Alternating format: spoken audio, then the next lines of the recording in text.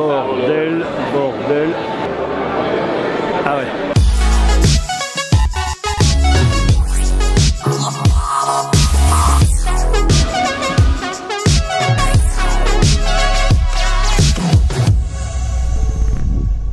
Je vous emmène avec moi aujourd'hui, on est au sud de l'Espagne. Si vous avez suivi pendant ces 2 derniers jours, on est à Punta Umbría pour l'IFA qui fait sa grande conférence de presse avec 300 journalistes venus du monde entier. Donc on parle de plein de choses, on parle d'électroménager, on parle de plein de produits, donc ça c'est plutôt cool. Mais aujourd'hui je vous parle pas d'électroménager, je vais vous montrer 2-3 trucs, vous allez voir, c'est assez sympa.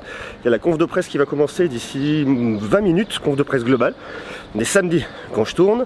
Je vais vous parler aujourd'hui du Mi 9 SE, c'est un smartphone qui a été présenté il y a quelques jours à Paris par Xiaomi. C'est le petit frère du Mi 9 qui a été présenté à Barcelone. Ça nous fait quand même beaucoup bouger entre Séville, entre Barcelone, on voyage, on se balade, on voit plein de choses intéressantes. Et donc aujourd'hui, Mi 9 SE, alors ça fait un petit moment que je le prends en main, que je fais des photos, que je le teste. Je vais vous dire ce que j'en pense, mais regardez là, derrière moi, vous avez l'entrée de l'hôtel. Et là, vous avez marqué IFA, attendez que je regarde, c'est là, voilà, IFA, les drapeaux qui flottent, on est plutôt pas mal.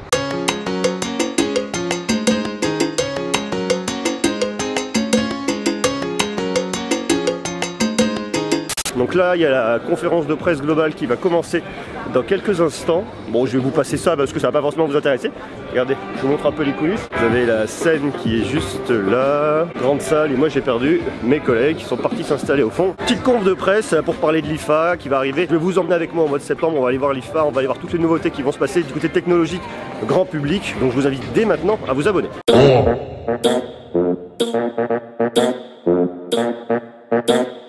Conf très intéressante, alors bon ça a duré un peu plus de 2 heures, mais il y a des choses assez cool. On sait notamment qu'il y a Richard Yu qui est le big boss de Huawei qui va faire la première conf de l'IFA.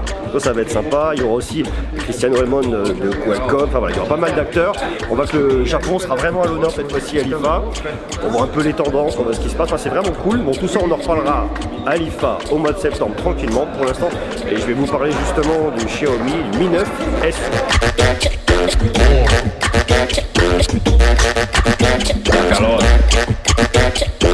Laissez-moi vous parler du Xiaomi Mi 9 SE. Déjà, ce que j'aime bien avec ce smartphone, c'est ce côté hyper compact. On est sur un écran de 5,97 pouces. Ce qui est bien et ce qui change par rapport à d'autres smartphones, c'est qu'effectivement, il est beaucoup plus petit. C'était un peu la question à laquelle a répondu Xiaomi pour ses Mi fans nous disant on a toujours des smartphones avec des écrans beaucoup plus grands. On voulait quelque chose de plus petit, de plus compact, facile à tenir dans la main. Et là, c'est vraiment ce qu'ils ont voulu faire avec ce smartphone. Un modèle qui est petit, qui s'inscrit un peu dans la ligne des 5,8 pouces de ce qu'on va retrouver notamment sur un iPhone XS, 5,8 pouces, comme un Google Pixel 3, également un smartphone qu'on tient facilement dans la main, qu'on peut utiliser à une main. Et ça, c'est intéressant. C'est ce qu'on trouve sur ce smartphone. Un smartphone que je trouve, pour ma part, assez compact, assez léger, facile à utiliser à une main, et de ce point de vue là je trouve qu'en tout cas le pari est vraiment réussi de la part de Xiaomi. C'est en tout cas une des vraies belles qualités de ce smartphone. En plus je trouve que le design est bien, assez bien léché, bien réussi de la part de Xiaomi. Le fait que vous n'ayez pas de capteur d'empreinte digitale au dos est bien, on le retrouve sous l'écran. Alors ça peut être bien et pas bien, il se déverrouille assez rapidement mais c'est pas non plus complètement fou. Des fois il a un petit peu de mal, il faut vraiment bien positionner son doigt en face pour qu'il se déverrouille. C'est un peu le problème des smartphones avec des capteurs d'empreintes digitaux optiques. Des fois, c'est voilà, oui, là il a réussi. Des fois, c'est pas complètement ça. Alors ici, je veux vraiment pousser la luminosité à fond. On est en plein soleil, on est en Andalousie. Il fait extrêmement beau, il fait extrêmement chaud. Vous le voyez peut-être pas à travers de l'écran, mais moi comme ça, je le vois relativement bien. Je trouve que l'écran est assez lumineux. Je vous parle justement de cette question de soleil d'exposition. Ça tombe bien qu'on soit ici en pleine cagnard en Andalousie. C'est justement, il y a un mode soleil. Vous avez le mode soleil 2.0 là-dessus. Ça, c'est un truc qui est vraiment intéressant. Là, on est à l'approche de l'été, donc lorsque vous allez retrouver en extérieur en plein soleil, vous pouvez compter sur lui. Plutôt bien Xiaomi.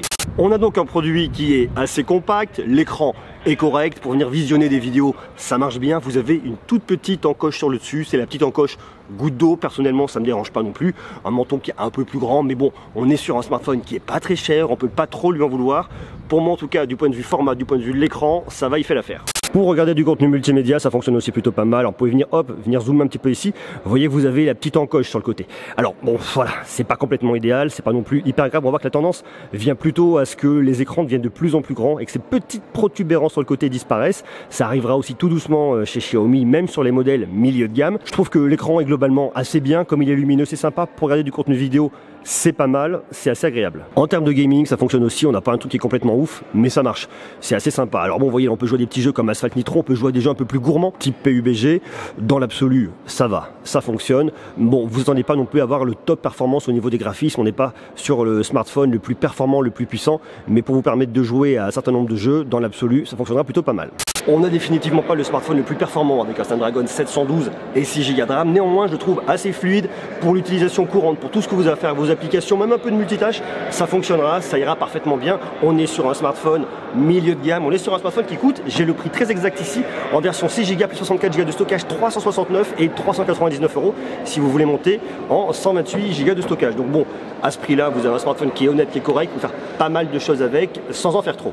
Et qu'en est-il en termes de photos? Vous avez, comme sur le grand modèle, comme sur le Mi 9, vous avez sur le Mi 9 SE un triple capteur photo. Alors, vous retrouvez avec un capteur principal de 48 mégapixels. C'est la fameuse caméra, la Sony IMX 586, qui normalement sur le papier est assez bonne en conditions de faible luminosité. Je dis normalement parce que vous allez voir que c'est pas forcément ça, ça fait le job, hein, quand même, rassurez-vous, qui vous permet d'avoir 4 pixels en un. En gros, sur les 48 mégapixels, vous allez prendre 4 gros pixels, c'est pour capter plus de lumière et ça vous restituera une image 12 mégapixels. Donc normalement, en termes de faible luminosité, c'est un peu mieux. Vous avez un téléobjectif de 8 mégapixels et un grand angle 123 degrés de 13 mégapixels qui ouvre à f2.4.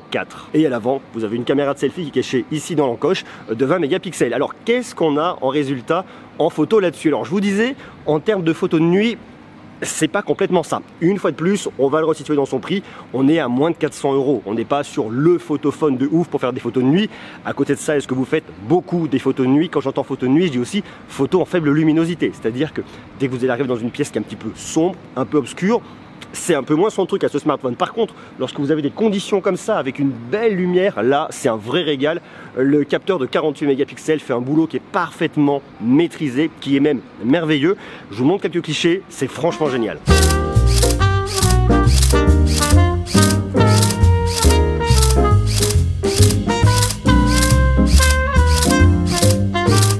Il y a aussi une différence en termes de colorimétrie, mais ça c'est assez normal sur la partie grand angle et sur la partie normale. Ça on le retrouve sensiblement sur tous les capteurs. Donc là-dessus, il n'y a pas de souci à se faire et il n'y a rien à reprocher à ce smartphone. Ça fait le job, hein. Vous avez un grand angle de 123 degrés. Ça vous permet, sans avoir beaucoup de recul, de capter des choses très grandes. Si vous voulez capter des édifices, si vous voulez capter pas mal de trucs, c'est assez intéressant. Le téléobjectif aussi fonctionne bien sans avoir un résultat complètement fou. On est sur un smartphone milieu de gamme, on ne va pas s'attendre à avoir des résultats qui vont être complètement hallucinants en termes de photos. Ce qu'il faut vraiment retenir sur ce produit au niveau de la photographie, c'est que toutes les photos, dès lors que vous avez beaucoup de lumière, le résultat sera vraiment impeccable. Bien évidemment, il y a de la reconnaissance de scène, il y a de l'intelligence artificielle derrière. Il va être capable de détecter si vous voulez photographier de la nourriture, un paysage, un humain. Il va adapter la colorimétrie en fonction de tout ça. Bon, maintenant, il y a un truc qui n'est pas complètement foufou, c'est l'autonomie. Vous avez une batterie de 3070 mAh. Alors, il y a des smartphones très haut de gamme qui ont des batteries qui sont pas plus grosses, voire légèrement plus petites. Mais c'est vrai que de ce point de vue-là, l'autonomie n'est pas complètement folle. Vous allez garder votre smartphone une journée sans aucun problème. Alors après, ça dépend complètement de votre usage. Si vous êtes tout le temps dessus pendant des heures prolongées, il y a un moment, l'autonomie, ça va être aussi un petit peu moins ça. Néanmoins, vous l'aurez une journée et guère plus, à moins que vous n'utilisiez quasiment pas, auquel cas vous allez garder un peu plus. Voilà, c'est vraiment ce qu'il faut retenir sur ce smartphone, c'est que l'autonomie est pas complètement dingue. À côté de ça, vous avez de la recharge 18 watts, une recharge qui est assez rapide, vous lui mettez une demi-heure de charge et vous êtes reparti pour un bon moment. Donc bon, ça c'est relativement bien, il se recharge rapidement et ça c'est un point qui est aussi relativement important parce que le fait de ne pas avoir une énorme autonomie en soi, ça fait toujours aller. Mais si vous savez qu'en face votre smartphone, vous allez le recharger rapidement et dès que vous trouvez une prise, paf, vous êtes relativement tranquille, c'est un point qui rassure, c'est un point qui est important et qui à mon avis est un point majeur sur ce smartphone. Point de vue OS, on tourne sur MIUI. Certains aimeront, certains non. C'est vraiment une question de goût personnel. L'audio est correct. Pour le multimédia, ça fonctionnera. Ça sera correct, voilà, pour pouvoir écouter de la musique, pour pouvoir profiter de quelques jeux, ça fera le job, c'est pas complètement dingue. Vous avez du NFC dessus, ça c'est pas mal pour le paiement dématérialisé, pour l'utiliser pour notamment le pass Navigo pour les Parisiens et puis pour plein d'autres applications. En gros, ce qu'il faut retenir avec ce smartphone, c'est que on est, je dirais, sur une version en dessous par rapport au Mi 9, ça vous vous en douterez, SE, Special Edition ou Small Edition, on ne sait pas réellement quelle est la définition. Ce qu'il faut vraiment retenir, c'est qu'on a un format qui est compact. On a un smartphone qui est honnête, vous pourrez faire plein de choses avec. C'est pas le smartphone le plus exigeant, mais c'est un smartphone qui est bien. Xiaomi a fait un boulot qui est intéressant dessus. Ça permet d'avoir un énième smartphone dans la gamme qui vient se positionner face à beaucoup de produits dans cette gamme de prix. C'est un marché qui est très compliqué, mais même Xiaomi se met en concurrence face à certains de ces modèles qui ont pu baisser en prix. Enfin, c'est intéressant. Je trouve que c'est une proposition qui est pas mal. Je sais pas ce que vous en pensez, vous. Comment vous le trouvez par rapport au Mi 9? Effectivement, on a perdu un peu de spec. Il sera un peu moins bien bossé, on sera moins performant. Mais dans l'absolu, si vous n'avez pas des usages de dingue et si vous n'êtes pas hyper exigeant, pour moi c'est un smartphone qui est vraiment intéressant. Dites-moi ce que vous en pensez en bas, en commentaire. Moi je trouve cool. Et là maintenant, je vous emmène avec moi. Là on est, je vous l'ai dit, au sud de Séville. On est à Punta Umbria. Dans quelques heures va avoir lieu le dîner de gala. Le temps pour moi d'enfiler une chemise. J'ai essayé de trouver un fer à repasser. Je n'ai pas encore trouvé. Je vais voir si je peux la repasser. Sinon ça va être moyen. Je vous emmène avec moi à soirée de gala. Et puis voilà, vous me direz ce que vous en pensez en bas. Let's go. Yes, bonne nouvelle. C'est un peu la galère, regardez, hop, regardez ce que j'ai réussi à trouver. Un petit fer, il est froid, hein, ça va, il est froid, le fer est là, la chemise est là. Il reste plus qu'à les faire travailler ensemble, mais bon, de ce point de vue-là, normalement, je suis pas trop mauvais. Et puis, on part dans quelques instants à la soirée de gala.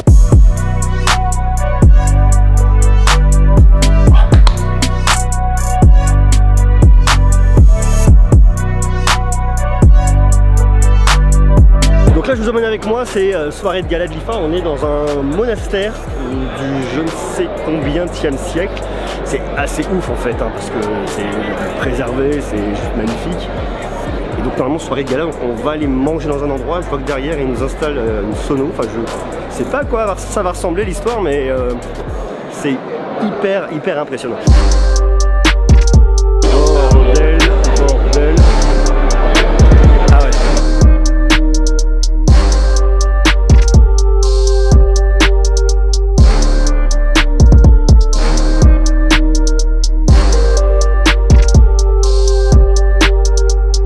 Est juste complètement fou. On est dans une chapelle, dans une église. Il y a tout le monde à table. On se fait le dîner de gala là. Voilà, regardez, je ne sais pas. C'est assez improbable, assez incroyable. La vue est magnifique. Voilà. Je kiffe. Voilà, c'est tout.